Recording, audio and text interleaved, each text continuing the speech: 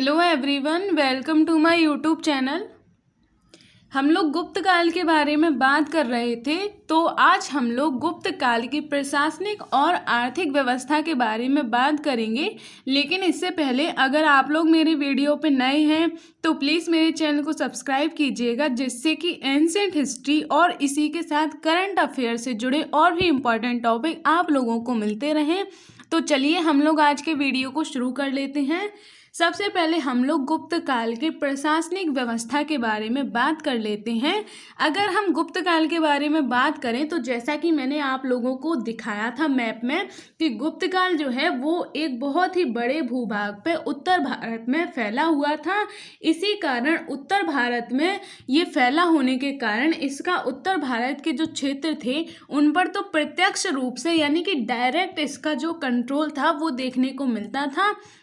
लेकिन इसी के साथ साथ जो सीमावर्ती क्षेत्र थे यानी कि जो कंट्री है हमारी उसके बॉर्डर के आसपास के जो क्षेत्र थे उन पर भी इसका नियंत्रण हमें देखने को मिलता है।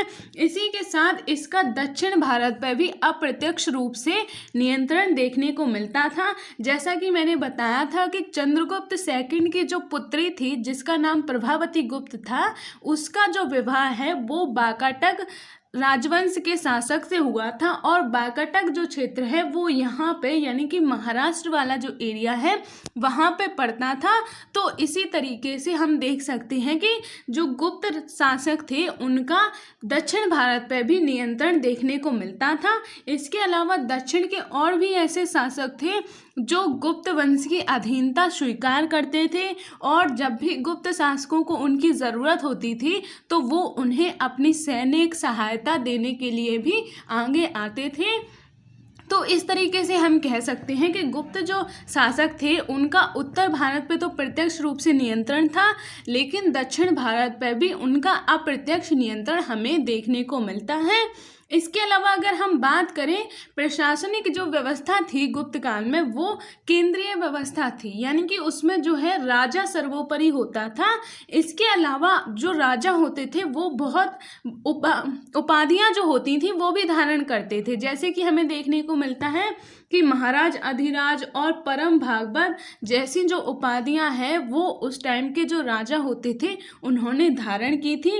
इसके अलावा गुप्त काल में भी हमें मौर्यों की तरह ही यानी कि मौर्य काल की तरह ही श्रेणीबद्ध अधिकारियों की भी जानकारी मिलती है। जैसे कि मैंने जब मौर्य काल पढ़ाया था तब मैंने बताया था कि वहाँ पे आमात्य या फिर महामात्य होते थे। तो उसी तरीके से गुप्त काल में भी कुमार आमात्य नाम के और भी अधिकारी हमें देखने को मिलते हैं।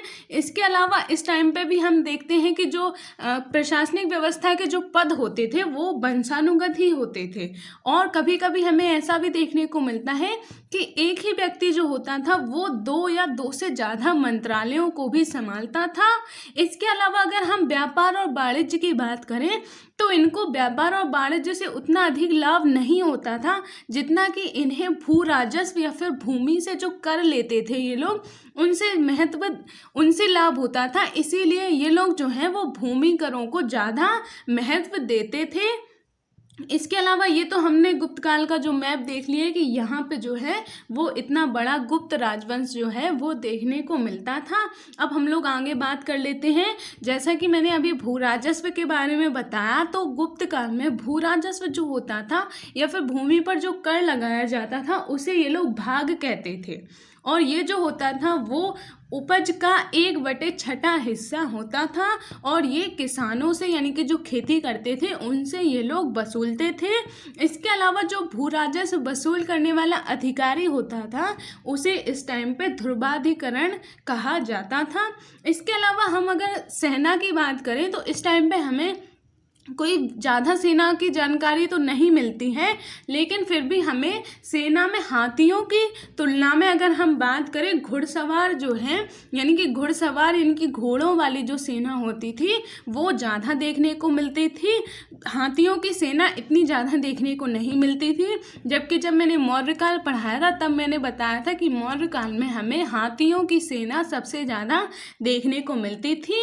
इसके अलावा अगर हम बात करें कि जो प्रशासन होता था उसको अगर सुविधा की दृष्टि से हम बात करें तो उसे और भी इकाइयों में विभाजित किया जाता था। जैसे कि हमें देखने को मिलता है कि प्रांत, जिला और गांव, ये जो 3 स्तर होते थे, इनके जरिए प्रशासनिक जो व्यवस्था है वो चलाई जाती थी। जैसे कि अगर हम प्रांतों की बात करें तो गुप्त काल में प्रांतों को भुक्ति कहा जाता था और प्रांतों का जो प्रमुख होता था उसे उपरेक कहा जाता था। इसके अलावा जो जिला होता था उसे ये लोग विषय कहते थे और जिले का जो प्रशासन चलाया जाता था वो एक समिति के द्वारा चलाया जाता था।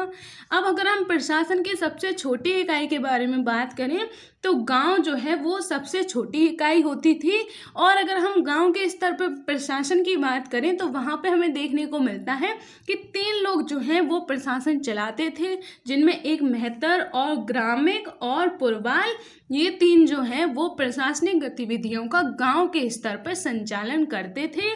तो ये हम लोगों ने प्रशासन व्यवस्था के बारे में बात की। अब हम लोग आर्थिक व्यवस्था के बारे में बात कर लेते हैं। अगर हम गुप्त काल की आर्थिक व्यवस्था का अध्ययन करने के बारे में बात करें तो वो हम 2 तरीके से अध्ययन करते हैं। एक तो तब जब जो है गुप्त काल में शक्तिशाली शासक होते थे, उसके बाद दूसरे तरीके से हम अध्ययन करते हैं वो है 5वीं सदी व 6ठी सदी के समय, यानी कि जब जो गुप्त शासक थे वो हमें देखने को मिलता है कि 5वीं सदी तक तो शक्तिशाली शासक होते थे, लेकिन उसके बाद यानी कि 5वीं सदी के अंतिम दशक में और 6ठी सदी जब आती है तब हमें देखने को मिलता है कि जो शासक होते थे वो ज़्यादा शक्तिशाली नहीं होते थे। तो इन्हीं 2 आधारों पर गुप्त काल की अर्थव्यवस्था है उसका अध्ययन किया जाता है।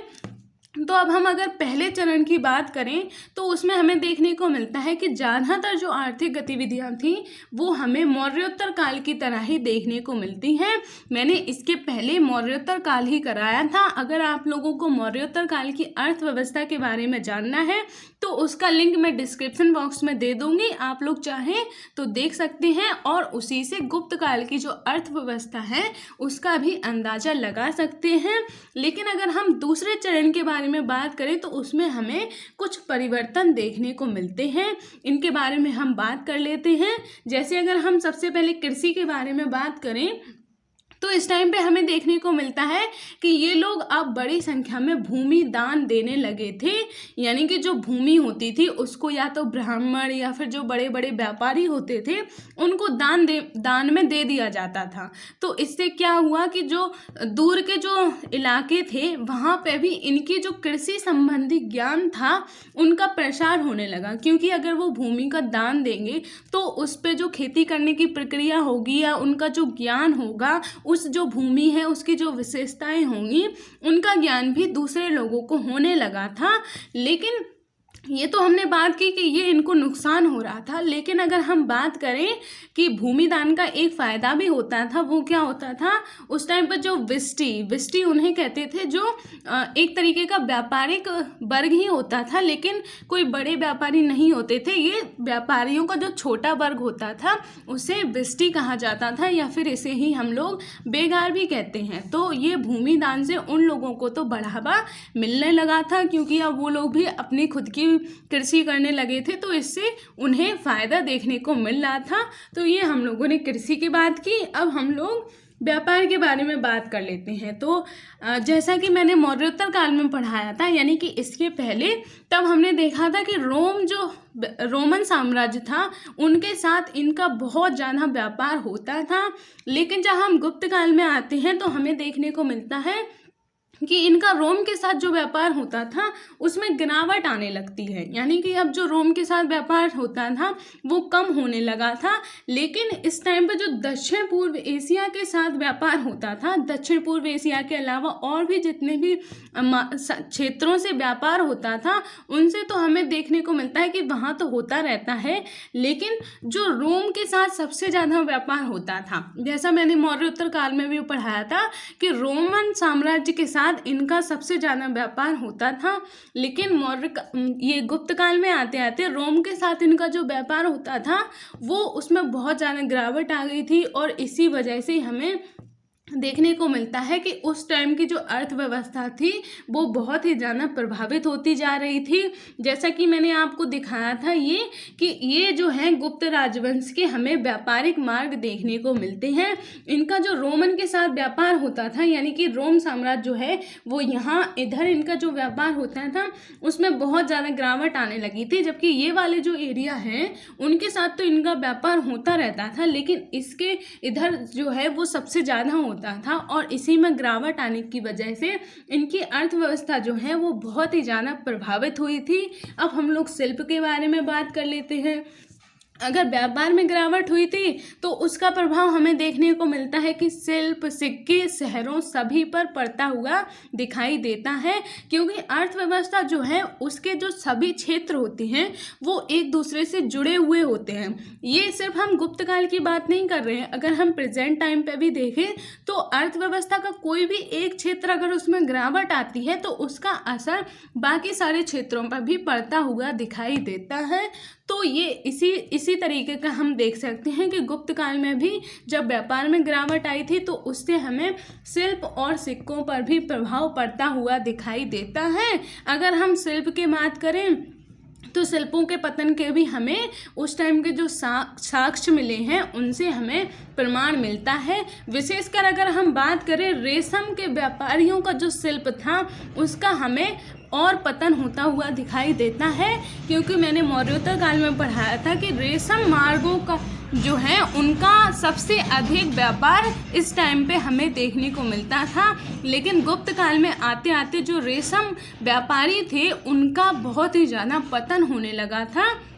ये भी हमें व्यापार में पतन के कारण ही दिखाई देता है। अब हम लोग सिक्कों के बारे में बात कर लेते हैं। तो जैसा कि मैंने बताया कि व्यापार में पतन हुआ था तो उसका असर शिल्प के साथ साथ सिक्कों पर भी पड़ा था। तो लेकिन इस टाइम पे हमें ये भी देखने को मिलता है कि बहुत ही ज़्यादा संख्या में सिक्के जो हैं वो बनाए जा रहे थे, जैसा कि हम अभी आगे बात करेंगे। और अगर हम इस टाइम पे बात करें कि आम लेन देन में जो सिक्के होते थे उनके प्रचलन के हमें साक्ष्य देखने को मिलते हैं।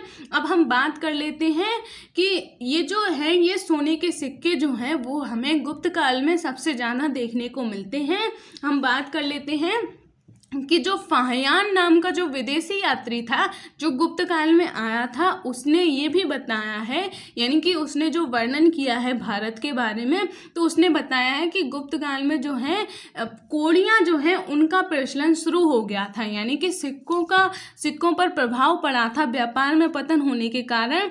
तो हमें देखने को मिलता है कि वहाँ पर जो कोड़ियाँ होती हैं उनका भी प्रचलन शुरू हो गया था। ये तो एक तरीके की दूसरी बात हो गई, लेकिन अगर हम दूसरे तरीके से बात करें हमें ये भी देखने को मिलता है कि गुप्त काल में सर्वाधिक संख्या में सोने के सिक्के जारी किए गए थे।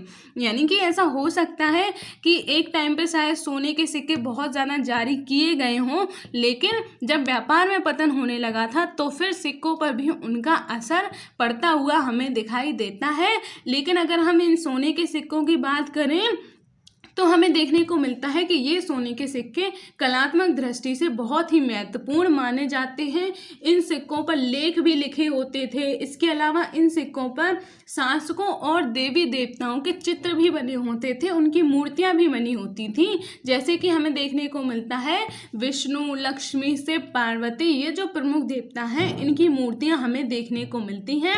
जैसा कि मैंने ये जो है ये दिखाए आप लोगों को, ये गुप्त काल के जो है प्रमुख सोने के सिक्के हमें देखने को मिलते हैं। अब हम लोग बात कर लेते हैं कि अगर हम सिक्कों को वर्गीकरण के बारे में बात करें तो इस टाइम पे हमें देखने को मिलता है कि बहुत तरीके के सिक्के होते थे, जैसे कि अश्वमेध प्रकार के, धनुर्धारी प्रकार के, इसके अलावा वीणा वादन प्रकार के।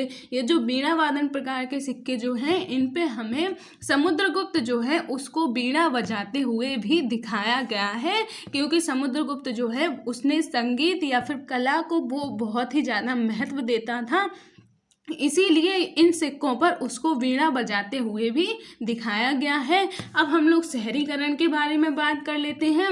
तो जैसा कि मैंने मौर्योत्तर काल में बताया था कि मौर्योत्तर काल में जो शहरीकरण था, यानी कि द्वितीय जो शहरीकरण जिसे हम कहते हैं, उसका हमें चरमोत्कर्ष देखने को मिला था। लेकिन मौर्योत्तर काल के बाद जब गुप्त काल आता है उस टाइम पे हमें देखने को मिलता है कि आर्थिक गतिविधियों में जो परिवर्तन हुआ था या जो गिरावट आई थी, जैसे व्यापार में गिरावट, शिल्प में गिरावट, सिक्कों में गिरावट, तो उससे शहरी प्रक्रिया भी प्रभावित हुई।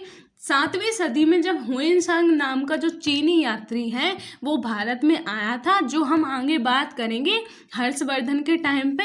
तो ये जो हुएनसांग नामक चीनी यात्री था वो हर्षवर्धन के टाइम पे भारत आया था 7वीं सदी में। तो उसने भी वर्णन किया है कि बहुत से शहर जो हैं वो पतनग्रस्त अवस्था में आ गए थे, यानी कि जो 6ठी सदी तक तो हमें देखने को मिलता है कि गुप्त काल रहता ही है, और 7वीं सदी में हुएनसांग नामक जो चीनी यात्री है वो भारत में आता है। तो वो भी यही वर्णन करता है कि 7वीं सदी तक जितने भी शहरों का विकास हुआ था मौर्योत्तर काल में वो उन सब का पतन हो गया था। तो इसके बारे में भी हमें वर्णन देखने को मिलता है। तो ये हम लोगों ने आज के वीडियो में गुप्त काल की प्रशासनिक और आर्थिक व्यवस्था के बारे में बात की। अब नेक्स्ट वीडियो में हम लोग गुप्त काल की समाज व्यवस्था के बारे में बात करेंगे। तो मिलते हैं हम नेक्स्ट वीडियो में। अगर आपको मेरा वीडियो अच्छा लगा हो तो प्लीज़ मेरे वीडियो को लाइक कीजिएगा और मेरे चैनल को सब्सक्राइब कीजिएगा और ज़्यादा से ज़्यादा लोगों को शेयर कीजिएगा, जिससे कि ज़्यादा से ज़्यादा लोगों को इसका फ़ायदा हो सके। तो मिलते हैं हम नेक्स्ट वीडियो में, तब तक के लिए जय हिंद।